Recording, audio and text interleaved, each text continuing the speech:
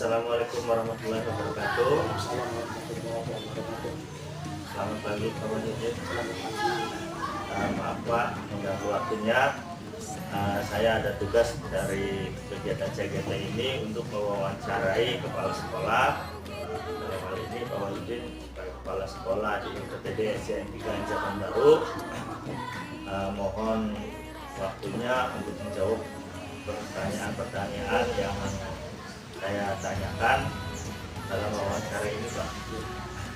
Yang pertama, selama ini bagaimana Bapak dapat mengidentifikasi kasus-kasus yang merupakan dilema etika atau bujukan moral? Untuk mengidentifikasi kasus dilema etika atau bujukan moral, dilema etika berhubungan dengan pertentangan dua nilai kebaikan dalam sebuah kasus. Sementara bujukan moral biasa kasusnya berhubungan dengan pelanggaran pidana di dalamnya. Selama ini bagaimana Bapak menjalankan pengambilan keputusan di sekolah Bapak, terutama untuk kasus-kasus di mana ada dua kepentingan yang sama-sama benar atau sama-sama mengandung nilai kebajikan? Untuk pengambilan keputusan di sekolah, terutama untuk kasus-kasus dilema etika. Contoh, kita ambil dilema etika. Ada seorang murid setiap hari Senin tidak memakai sepatu atau seragamnya beda atau yang lainnya. Merupakan suatu pelanggaran etika, tetapi kita jangan menindak dulu. Kita lihat dulu prosedurnya dan kita survei dulu apakah dari orang yang tidak mampu dan mempertimbangkan rasa peduli terhadap anak dengan pertimbangan tertentu yang dapat dipertanggungjawabkan. Terus Pak, langkah-langkah atau prosedur seperti apa yang biasa Bapak lakukan selama ini? Ketika ada kasus tertentu, hal pertama dilakukan adalah melihat dulu prosedurnya. Apabila kita contohkan seperti kasus anak tadi, maka yang pertama ditelusuri yaitu keberadaan anak tersebut. Apakah dari keluarga orang mampu atau tidak mampu?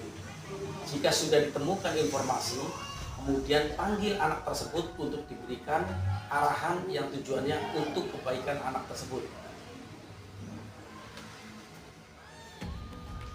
Hal-hal apa saja yang selama ini Bapak anggap efektif dalam pengambilan keputusan pada kasus-kasus dilema etika? Dengan memutuskan sendiri berdasarkan masukan dari Dewan Guru, maka saya ambil keputusan yang baik untuk sekolah dan kepala sekolah. Kepala sekolah lah yang paling bertanggung jawab untuk segala kasus di sekolah. Terus hal-hal apa saja yang selama ini merupakan tantangan dalam pengambilan keputusan pada kasus-kasus dilema etika? Tantangan yang biasa terjadi yaitu kemampuan pemimpin dalam menyikapi permasalahan. Apakah termasuk dilema etika atau bujukan moral? Kemudian, bila sudah ditentukan, kita harus memberikan arahan terhadap murid tersebut dengan memperhatikan prinsip kepentingan. Apakah Bapak memiliki sebuah tata cara atau jadwal tertentu dalam sebuah penyelesaian kasus dilema etika? Apakah Bapak langsung menyelesaikan di tempat atau memiliki sebuah jadwal untuk menyelesaikannya? Bentuk atau prosedur seperti apa yang Bapak jalankan? Untuk menyelesaikan sebuah kasus biasanya segera mungkin harus diselesaikan. Namun bila kasusnya tidak penting, bisa dijadwalkan pada hari-hari tertentu. Misalnya untuk kasus anak tadi, biasanya setiap hari Senin ada pembinaan kepada semua siswa. Adakah seseorang atau faktor-faktor apa yang selama ini mempermudah atau membantu Bapak dalam pengambilan keputusan dalam kasus-kasus dilema etika? Biasanya saya juga mendiskusikan hal tersebut kepada Dewan Guru dan tokoh terkait agar keputusan menjadi tertib. Terus Pak, dari semua hal yang telah disampaikan tadi, pembelajaran apa yang dapat Bapak petik dari pengalaman Bapak mengambil keputusan dilema etika? Untuk memutuskan sesuai perlu pertimbangan dari semua pihak, menelusuri informasinya dulu, dan akhir melihat efektivitas dari suatu keputusan.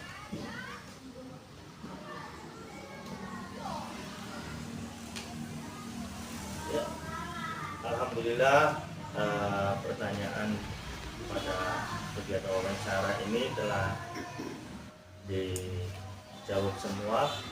Mudah-mudahan dari jawaban Bapak ini dapat mempermudah dalam kegiatan CGP ini. Terima kasih atas waktunya Pak.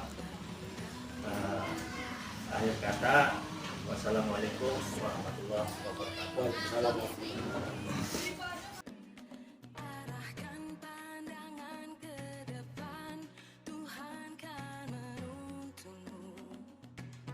Assalamualaikum warahmatullahi wabarakatuh. Waalaikumsalam warahmatullahi wabarakatuh. Selamat siang Pak Jono. Siang. Sebelumnya saya ucapkan terima kasih karena telah menyempatkan waktu bersama rekan-rekannya.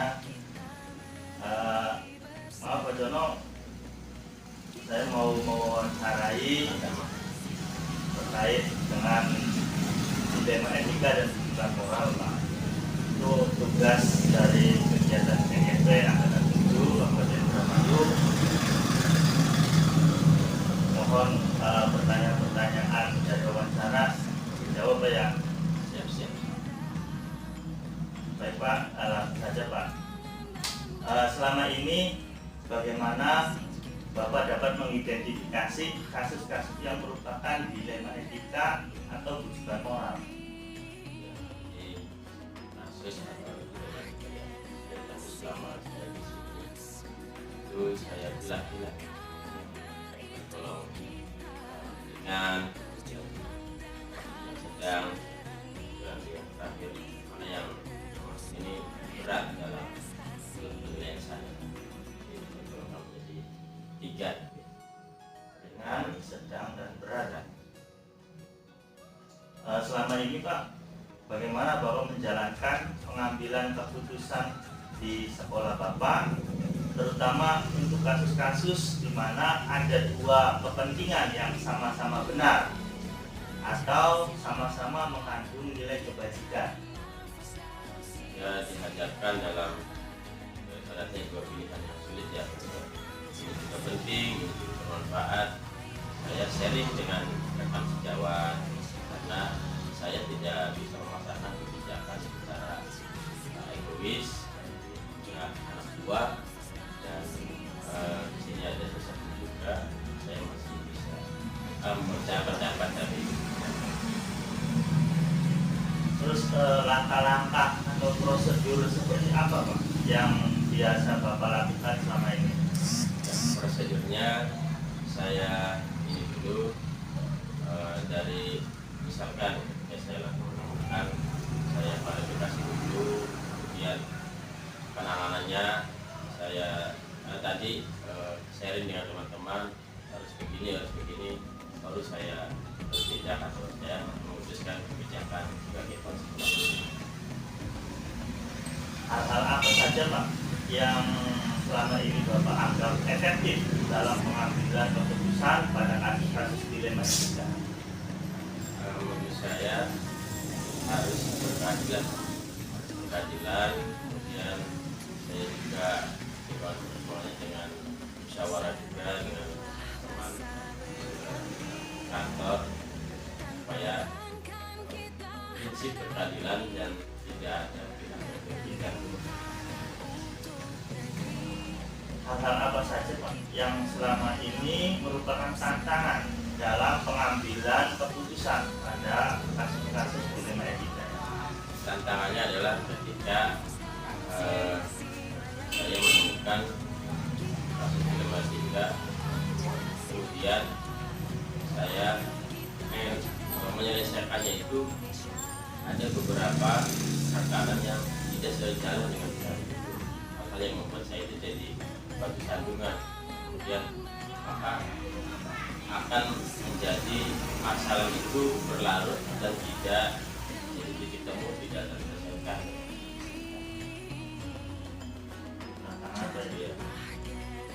Apakah Bapak memiliki sebuah tata cara atau jadwal tertentu dalam sebuah penyelesaian kasus dilema etika? Apakah Bapak langsung menyelesaikan di tempat atau memilih sebuah jadwal untuk menyelesaikannya?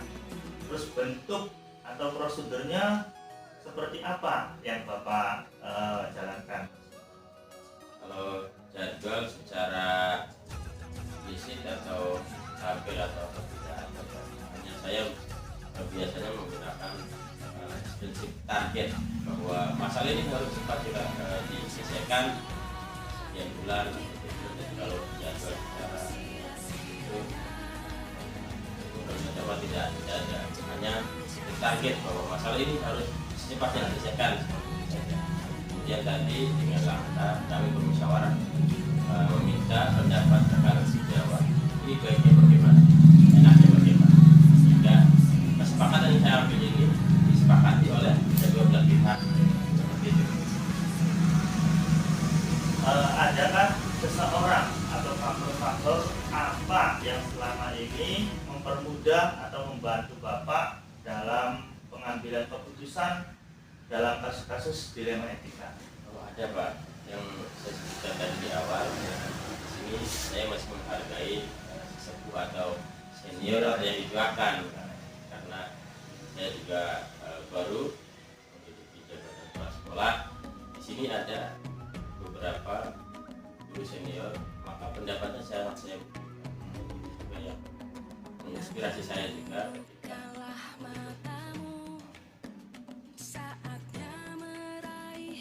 dari semua hal yang telah disampaikan tadi atau pelajaran apa yang dapat kita petik dari pengalaman Bapak mengambil keputusan dilema etika? Saya harus berhati-hati ketika saya mengambil keputusan atau kebijakan, maka ketika tidak tepat atau tidak sesuai, tadi ada pihak yang dirugikan. Sehingga saya tetap berprinsip keadilan, karena saya tidak mau keputusan yang saya keluarkan tidak hati-hati dalam mengambil. Yang penting berpihak pada murid ya. Oh iya, ya. Ya Pak, alhamdulillah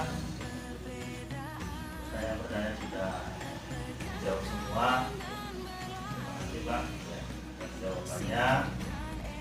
Sekali lagi saya ucapkan terima kasih karena telah memberikan waktu dan pemikirannya untuk diwawancarai. Saya kata